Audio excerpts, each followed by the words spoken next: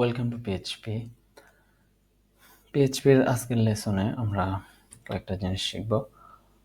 পিএইচপির syntax, কেমনে পিএইচপিটা লেখে, এরপর পিএইচপিটা লোকাল এনভায়রনমেন্টে কেমনে রান করে, ব্রাউজারে এটা কেমনে দেখায়, এই টুকটাক দু একটা জিনিস শিখব। তো এগুলো করার জন্য পিএইচপি যেহেতু একটা সার্ভার সাইড ল্যাঙ্গুয়েজ, তার জন্য আমাদের একটা লোকাল সার্ভার লাগবে। তো লোকাল সার্ভার হিসেবে জ্যাম্প, ওয়াম্প, লারাগন যে কোনো কিছু ইউজ করা যায়, আরও অনেক কিছুই আছে হয়তো। তো আমি পার্সোনালি জ্যাম্প ইউজ করি। এরপর একটা কোড এডিটর লাগবে, VS code, PHP storm, sublime, notepad, যে কোনোটা আপনি ইউজ করতে পারেন। আমি এখানে ভিএস কোডটা ইউজ করতেছি। তো আপনার পিসিতে যদি জ্যাম্প বা লোকাল সার্ভার কোনোটা ইউজ করা থাকে তাহলে তো খুবই ভালো, না থাকলে আপনি জ্যাম্প ইনস্টল করতে পারেন। গুগলে জাস্ট জ্যাম্প লিখে সার্চ দিলে এখানে চলে আসবে এদের ওয়েবসাইটে, অ্যাপাচি ফ্রেন্ডস। তো এখান থেকে আপনার যে অপারেটিং সিস্টেম, উইন্ডোজ না লিনাক্স না আপনার ওএস, যেটা হোক তার জন্য ডাউনলোড করে ইনস্টল করে নেবেন। এরপর হচ্ছে ভিএস কোডটাও সেম, গুগলে যে সার্চ দিলে ভিএস কোড চলে আসবে। তো এটা তাদের ওয়েবসাইট থেকে ডাউনলোড করে ইনস্টল করে নেবেন। ওকে, তো এরপর হচ্ছে আমাদের যেতে হবে জ্যাম্প ফোল্ডারে।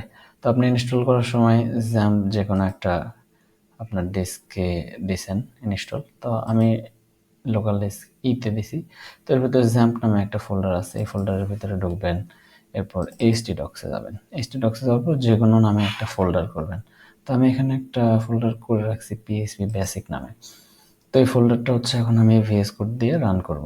তো ভিএস কোডে আমি এমনিতে রান করলাম, করার পর এটা আমি আগে ওপেন করে রাখছিলাম। যদি ওপেন না থাকে তাহলে এখানে ফাইল থেকে ওপেন ফোল্ডার, এরপর আপনার ওই ডেস্কে যাবেন, যাওয়ার পরে জ্যাম্প, htdocs, এরপরে হচ্ছে পিএইচপি বেসিক। আমি যে নামে ইয়েটা করছি, আপনি যে নামে ফোল্ডারটা করবেন সেই নামে সেটা এখান থেকে সিলেক্ট করে দেবেন। আচ্ছা, তো এখন আমরা যদি এটা ব্রাউজারে অ্যাক্সেস করতে চাই তাহলে লিখতে হবে localhost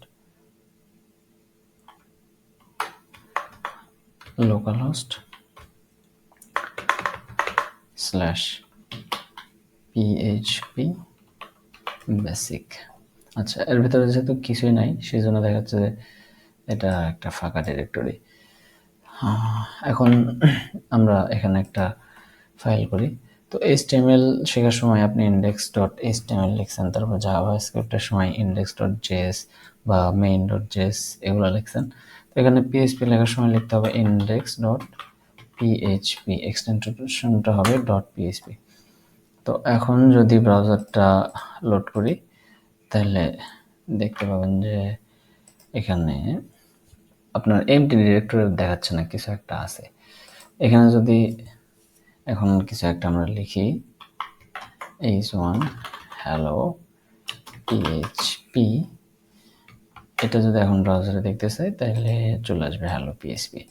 আচ্ছা, তো এটা তো হচ্ছে আমরা পিএইচপির ভিতরে HTML লিখলাম সরাসরি। এখন যদি আমরা চাই যে না HTML লিখবো না, পিএইচপি ওয়েতে লিখবো, তাহলে আপনাকে হচ্ছে পিএইচপি ব্লক শুরু করতে হবে, পিএইচপি ব্লক শেষ করতে হবে। তো পিএইচপি ব্লক শুরু শেষ, এর ভিতরে যত কোড আছে ওগুলো পিএইচপি কোড। তো পিএইচপির ভিতরে যদি আপনি এখন h1 লেখেন তাহলে h1টা দেখেন এখানে এরর দিচ্ছে, কোড এডিটরেই এরর দিচ্ছে, বলতেছে এইভাবে লেখা যাবে না। তো দেখি ব্রাউজারে কি আসে। তো ব্রাউজারে বলতেছে সিনট্যাক্স এরর, এইভাবে লেখা যাবে না। তো কিভাবে লেখা যাবে? পিএইচপির ভিতরে যদি HTML এভাবে লিখতে চাই তাহলে আমাদের হচ্ছে একো দিয়ে এভাবে লিখতে হবে, একো h1 hello php h1 এভাবে লিখতে হবে। তো এখন যদি ব্রাউজারে জিনিসটা রান করি তাহলে দেখেন হ্যালো পিএইচপি। তো ইন্সপেক্ট করে যদি দেখেন h1ই কিন্তু আসছে, এই যে ট্যাগ h1 ট্যাগে আসছে, কিন্তু এটা হচ্ছে আমরা পিএইচপির ভেতরে লিখছি। তো আজকে এটুকুই ছিল। Thank you.